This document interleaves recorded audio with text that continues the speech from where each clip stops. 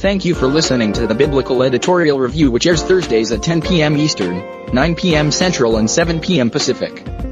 Listen to the show only on the Resilient Christian Radio. Of what is purpose of what God has called him to do. So I want to start with you, Brother Murphy. Tell me, what is Project Purpose? And we can go ahead and piggyback with that, Brother Casper. Thank you. First of all, Brother Cleveland, thank you for having us here on your broadcast here. It's just been amazing. First of all, just to connect with you, and let me say this to your listeners, as they already know, that you are yourself an amazing man of God, and for you to reach out to us, and you have supported and backed what we're doing. It says a lot about your ministry, says a lot about you and your wife, what you guys have put together. And I just tell you, when we talked the other day, and man, we just fellowship and turn it to a fellowship, a praise, right. a crying event. Yes, indeed. You name it. And I just commend you for doing God's work, and I thank you again for having Brother Casper and I on this call here. Project Purpose, Project Purpose, it was really created just with my life experiences, right. And it was thought of to try to keep our youth and families just on a path of figuring out what your soul purpose is, what that God purpose is for you. And what I found throughout my life, here I am now 42 years old, and I see myself now really just finding my own purpose. Amen. Amen. And I just look at across our country, and I just see mainly our youth that are struggling with, identity and those things. And so, Project Purpose is exactly that. It's a project that it helps our youth to figure out, their passion, their purpose, that sole purpose, so that they can get on the path immediately. Amen. Of figuring out what God has put in their heart to do. Amen. That's amazing, Brother Donald. The reason why I said it's amazing because, and what brought tears to my eyes to hear your testimony, and also Brother Casper's, what brought me to the point, don't know what your purpose is, when you realize that your purpose could be anything but not what God calls it. Right. And when you turn to God and you ask him, Lord, what is your purpose for my life? There you go. Yes. And I don't think that a lot of people know what a purpose is. And this is something that I'll ask him, Brother Casper, because I see that you ran for Congress in Colorado. But let me ask you something. What do you think about this Project Purpose of what Brother Donald has orchestrated? Absolutely. So I echo the words that Brother Donald was talking about as far as thanking you for allowing us to share this information.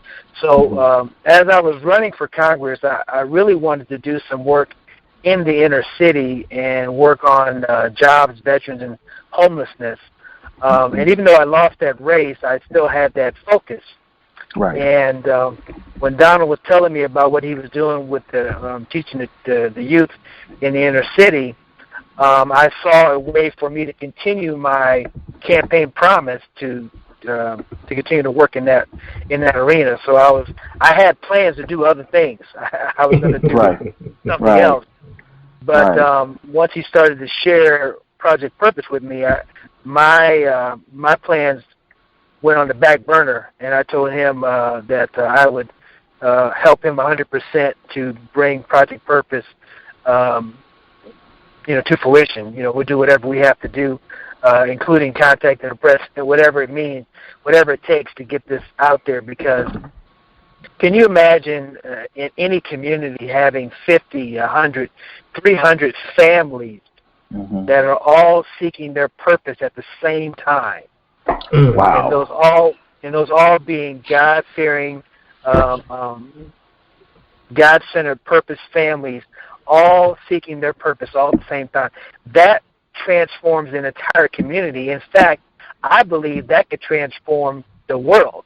Yeah. So we're so excited to be able to bring this kind of training and courses to the inner city or to anyone that will receive it. Because just from the small testimonies that we have so far, we know this is life-altering information. I mean, we're able to take youth and take them from a condition of wanting to commit suicide to now wanting to help us train other youth on how to avoid suicide. I mean, that's the level of training that we're putting together. We have another young man who was didn't have much focus on responsibility, and he was 16 at the time. Now he's 18, and even though he has a young child, he has not left that young child. He's not run away from his responsibility. He has run to his responsibility. Yes. That's the level of instruction that we're giving these youth. Another testimony is a young lady who I had a personal interaction with several years ago. She was actually a mistress in an affair. She was a mistress in an extramarital affair. She went through our workshop. After our workshop, she wrote a testimonial, and she said, based upon what she learned in the workshop and based upon some of the words that I was able to give her, she was going to go home, end her extramarital affair, and start to really refocus on having more focus on herself, on seeing herself in a much different light. Yes. That's what we're talking about bringing to the community. Yes. It's so amazing, man. I'm saying this because, in the communities, in space, we talk about St. Louis a lot, Brother Donald, and, I'm from Memphis, Tennessee, and, in places like St. Louis, Memphis, Baltimore, Atlanta, Colorado, Denver, places like that, this is a need. This is a calling. And why I call that, because one of the things that a lot of people don't understand about youth, we go through things. All of us have. Right. But this is something, and I noticed that a lot of people in the public schools don't talk about is purpose, because they don't know what kind of what they do is in schools is they always put everybody in one box. Right. And they said this is the way that you should go, but never talk about the individual. And one of the things that's really amazing about this organization that I am truly blessed to even endorse and be part of right here, looking at your website, is that you guys take cornerstones at every youth's life and ask them questions. What drives you? What makes you who you are? Yes. Now, Brother Donald, let me ask you this.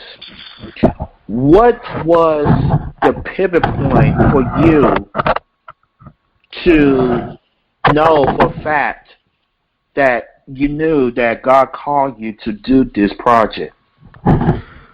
Oh, wow. Great question. I believe just over the years of, especially as a teenager, I always just had a passion for just working with people and just helping others. I mean, I've always had, and throughout my career in the hospitality and restaurant industry and those things, I've always had that, that passion for training and service, and those things drive me. And I believe it just really started to really happen for me, even throughout my teenage years was my mom would always tell me, like, you're helping people, like you're doing so much, but it brings me to a point where, like, if the person didn't do, like, I believe more in the individual than the person at that time may believe in themselves.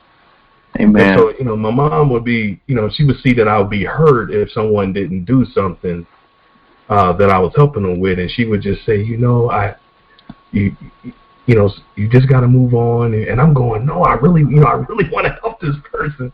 Right. And, you know, and I took that with me throughout my career. And as I started to develop and I became a trainer in the food service industry, of training people, I had loved helping people bring out the best in themselves, or bring out those qualities, bring out those things, or help develop things that they may have just thought it was just you know, a hobby or you know, something that it was very small to them.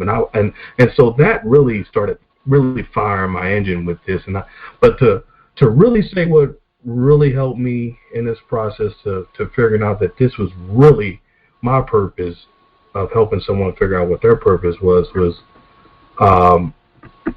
just come across, I believe it was Proverbs 19:21, and I'm just kind of thinking off my mind with this, but many are the plans in a person's heart, but it's the Lord's purpose that prevails, or something to that effect. Right. And I realized everything that I was doing at that point it was like my plans. You know, it was things that I wanted to do. It was about me, and it was things that I want. But until I saw the Lord's purpose prevail in me, I started working with some youth at a high school. My wife and I had a restaurant shop here in Denver, and the students came in once, and they asked me, would I help sponsor them and help them with some business courses and things of that such. And I was blown away because these kids were like 16 years old. So I was running with the wrong crowd at that time, and doing running with, in the streets, drugs and alcohol, that type of thing, and getting into trouble with the law, And so when I saw these kids at age 16 asking me about help sponsoring them, through a business program, I said, well, sure. But, once I went up to the school and talked to the teacher and just saw I was on board, and really helped sponsor them with showing them how business works and service and those types of things. Helped them with fundraisers, and those, we would do fundraisers with the school, and we sponsored those things and helped them how to position them as business owners in fundraising. After that, the teachers began to ask me, would you just come up and share your story and how you made it through? And a lot of times there was a disconnect because it might have been, these are African American males, and then there may perhaps be a white teacher, so they were saying, can you please come in and you talk? And when I said, oh, sure, yeah. I tell you what, Cleveland, it absolutely changed my life. And I mean, the teachers then were calling me and saying, they responded, they said, man, that guy made a lot of sense, can he come back? And I mean, that really lit the fire in me, because a lot of those kids I identified, because I was once in those positions at 16, just lost, just trying to figure out what my life is, what is my life, what am I here for? Right. And so that really started it for me on this path of trying to figure out what, how to assist these youth. And then they asked me to come back. Check us out at Facebook at RCR Network, and also on Twitter at RCR_network, and our website at rcrnetwork.com.